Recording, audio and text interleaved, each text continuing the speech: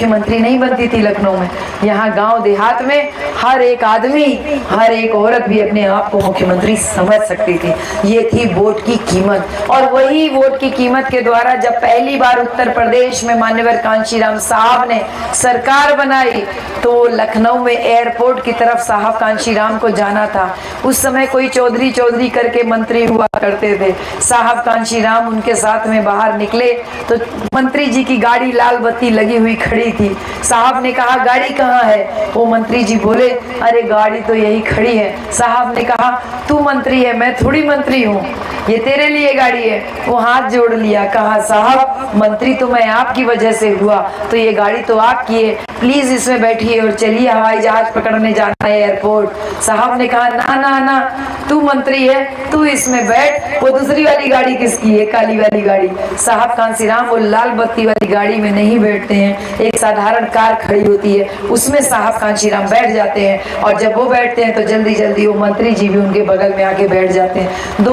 दोनों गाड़ी पीछे पीछे चलने लगती है एयरपोर्ट की तरफ। तो साहब कांशीराम उन मंत्री से कहते हैं ए मंत्री जरा पीछे देखो, वो जौन चौहान रहल, जो नोनिया रहल, वो जौन अपन गांव में वैसे पड़ल रहल, ओके जौन मंत्री बनाए दिया गया, जौन अपन वोट से अपने आप के विधायक बनौले, आज मंत्री है। देखा वो अपन लाल बत्ती लगल गाड़ी में पाछे आवत है कि ना आवत है? तो वो मंत्री जी पीछे घूम के देखते हैं, कहते हैं हाँ वो चौहान जी पीछे आ रहे हैं। बोले अरे वो जो कोयरी रहल, का नाम रहल होकर, वो जो मंत्री बन गया, देखा वो लाल बत्ती लगल गाड़ी में पाछे आवत है कि ना आवत है? वो मंत्री जी पीछे घूम के देखते हैं, कहते हैं हाँ साहेब पीछे आ रहे हैं। मंत्री जी और साहेब कांशीराम एक ही कार में बैठे थे। बोले वो जो अहिर था, वो जो अपना वोट पा करके जो वहां तक पहुंच गया, मंत्री बन गया, देखो वो भी आ रहा है कि नहीं?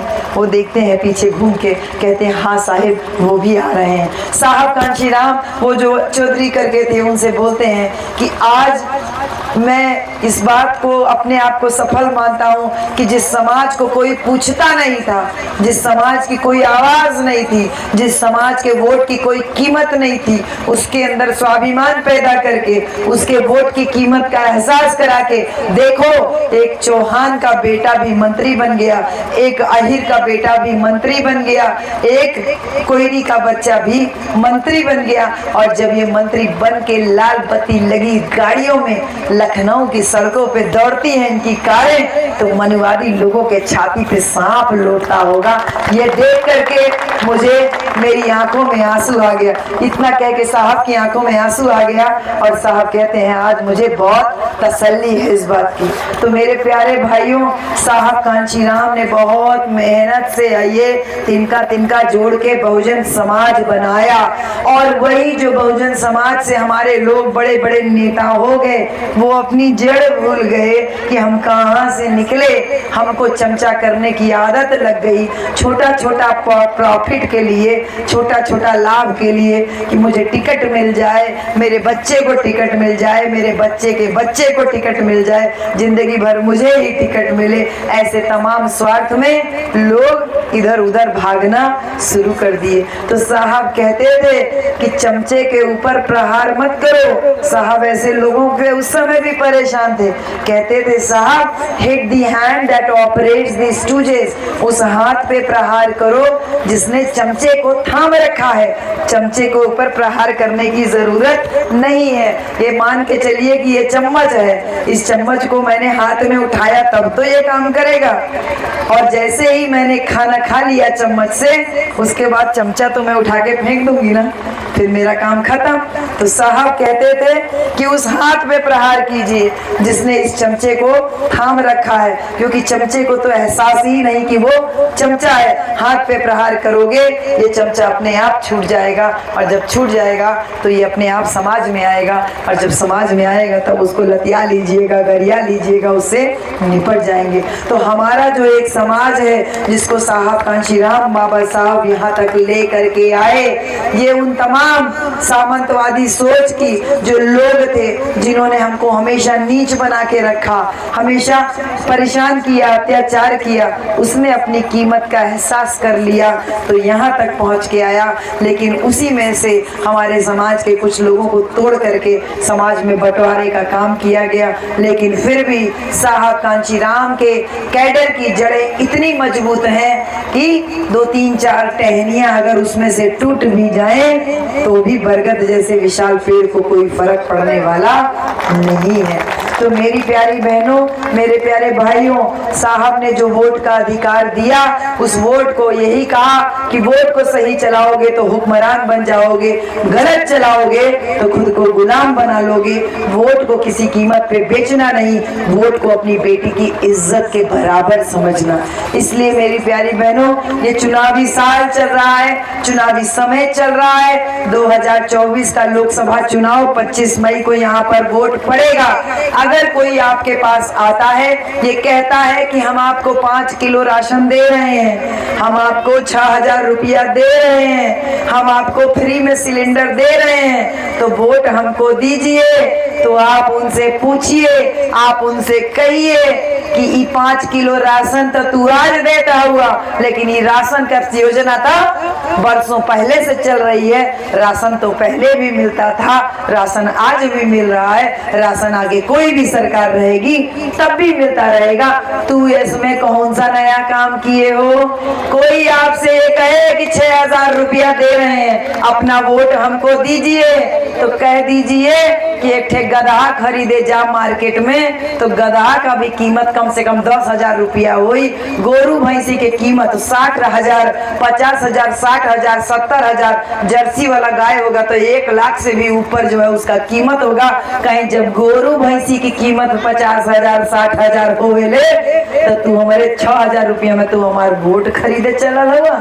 हाँ, ये जवाब दीजिएगा कि अरे सिलेंडर तो के फ्री में मिलल, तो कहिया कि जब सिलेंडर फ्री में नहीं मिलल तब सिलेंडर का दाम रहल 400 रुपया, और जहिया सिलेंडर फ्री में मिलल तहिया से सिलेंडर का कीमत हो गई 1100 रुपया। ई बात आप जब गांव दुआरे उ लोग आवे ने, पूछे ने, बतियावे ने, तो आपके जवाब देवे के हुई कि ई कुल कैसे होता है। बड़ा गेम चल रहा है देश में, और इस गेम का पर्दाफाश अब हो चुका है। सब चीज महंगा किया जा रहा है, शिक्षा महंगा किया जा रहा है कि हमारे बच्चे पढ़ ना पाए। बाबा साहब ने कहा शिक्षा वो शेरनी का दूध है जो पिएगा वो दहाड़ेगा। इनको समझ में आया, इनके बाबा साहब ये कह के गए, उन लोगों ने शिक्षा ही महंगी कर दिया कि ना दूध पिएगे ना दहाड़ पाओगे, शिक्षा ही महंगी कर दिया।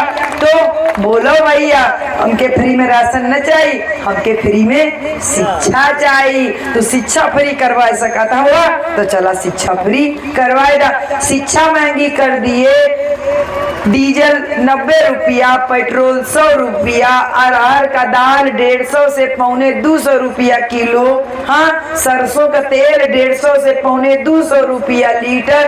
कुल चीज के दाम बढ़ल चल जाते हैं। सेब तो पहले 50-60 रुपया किलो में बहुत छोटका वाला और सड़का वाला कम कीमत वाला मिल जाता था, लेकिन आज जो सबसे सवा वाला सेब है वो भी 150 रुपया किलो मिलता है। अब बहुत अच्छा वाला सेब लीजिएगा तो 250, 300, 350 रुपया। अचानक से वही सेब था, वही 50-60 से लेके 100-150 रुपया तक बिकने वाला सेब में अचानक कौन सा नया गुण आ गया कि वो 250, 300, 350 पहुंच गया। वो नया गुण कुछ नहीं आया बहन जी। होता क्या है कि जैसे वो होता है ना, एक ठो जैसे सांप सीढ़ी का खेल हो, जैसे शतरंज का खेल हो, या बच्चे लोग लूडो बहुत खेलते हो, जैसे लूडो का खेल होता है, पासा चलता है, पूरा पारी करना होता है चारों खाने का। वैसे ही एक बड़ा खेल चल रहा है हमारे देश में, और वो खेल क्या है? झूठ बोलने का और झूठ परोसने का। ये सरकारें झूठ बोल रही हैं और झूठी बातें टीवी पे दिखाया जा रहा है। देश कंगाल होता जा रहा है और देश को सुंदर दिखाया जा रहा है, जबकि देश में कीमत इतना ज्यादा बहन जी बढ़ता चला जा रहा है। लेकिन टीवी पे देखिए तो कभी कोई बेरोजगारी का बात नहीं करता, कीमत का बात नहीं करता, हर कोई खाली हिंदू मुसलमान का बात करता है, मंदिर मस्जिद का बात करता है, खाली लड़ाई झगड़ा का बात करता है। देश की समस्याओं के ऊपर कोई चर्चा नहीं होता है। एक बड़ा गेम चल रहा है, जैसे आंख के ऊपर पट्टी बांध दीजिए, आंख के ऊपर पट्टी बांध देने से अंधेरा नहीं होता है, वैसे ही आप लोग भी ये जान लीजिए कि जो दिखाया जा रहा है वो सच नहीं है। आंखों पे हमारी जो पट्टी बंधी है, इस पट्टी को खोलिए, हकीकत को जानिए। और हकीकत ये है कि सरकार पूंजीपति लोगों से चंदा लेती है चुनाव लड़ने के लिए,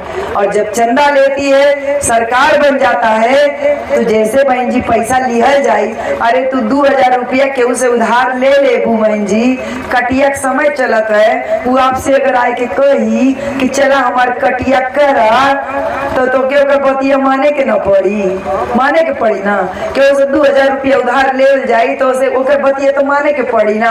वो एक काम चलत है, जब पूंजीपति लोग सरकार को चंदा दे रहे हैं चुनाव लड़ने के लिए, तो जब चुनाव जीत जाएंगे ये लोग, तो फिर बदले में पूंजीपति लोग अपना पैसा कहीं से ना निकालेंगे, तो पैसा कहाँ से निकालेंगे? वो पैसा ऐसे निकालते हैं कि 2014 में हमको थोड़ा खांसी का दिक्कत हो गया था, तो हम एक तो सिरप खरीदते थे, वो 9 रुपया का मिलता था। और जैसे सरकार बदली, जैसे 2014 में दूसरी सरकार आई, वही 9 रुपया का सिरप 39 रुपया का हो गया, यानी 30 रुपया उसका कीमत बढ़ गया। और ठीक 3 महीने बाद वही 9 रुपया वाला सिरप 1 रुपया कम 90 रुपए का हो गया, यानी 89 रुपया का हो गया। अब 3 महीने के अंदर 9 रुपया का सिरप 90 रुपए का कैसे हो जाता है बहन जी? कैसे हो जाता है? पार्ले जी बिस्कुट देखे हैं, हमको सबसे ज्यादा पसंद पार्ले जी बिस्कुट है। पार्ले जी बिस्कुट का अगर 2 रुपया वाला पैकेट खरीदिए, तब क्यों मेहमान आ जाए ओकरे सामने रखे में लाज आवे लगी, काहे के ऐसा लागत लड़कन के खिलवाड़ वाला बिस्कुट, इतना छोट छोट। सही ना? गलत कह रहे नहीं? सही कह रहे। तो उतना छोटा बिस्कुट कर दिया, यानी साइज छोटा कर दिया, कीमत तो नहीं का घटा सकते, साइज छोटा कर दिया, यानी कि जेब पे डकैती पड़ गई ना। वो 25 रुपया का दिया सलाई जो आता था 2 रुपया का बिक रहा है। वो नमक 1 रुपया 2 रुपया वाला था, वो 25 रुपया 30 रुपया किलो नमक बिका रहा है। और ये 25 रुपया किलो आलू बिकता है। जाइए मार्केट में टमाटर खरीदनी तो ऐसा लगता है आखिया दिखा रहा है लाल लाल, 50 रुपया 60 रुपया किलो टमाटर। कैसे हो रहा है ये वही हो रहा है क्योंकि ये सरकार लोगों को चंदा दिया गया है, तो उसका वसूली आपकी जेब से हो रहा है। एक तो इंजेक्शन लेने जाइए, 1 रुपया 2 रुपया वाला इंजेक्शन भी 15 रुपया 20 रुपया में दिया जा रहा है। ये बड़ा खेल चल रहा है। और चुनावी चंदा के नाम पे जो पूंजीपति लोगों से पैसा लिया गया सरकारों द्वारा, अब उसका सारा डेटा सामने आ गया। सारी पार्टियों ने चंदा लिया, केवल बहन कुमारी मायावती जी अकेली ऐसी नेता है जिन्होंने कभी किसी से कोई चंदा नहीं लिया। एक भी रुपया, एक चमन्नी, एक आना किसी से नहीं लिया।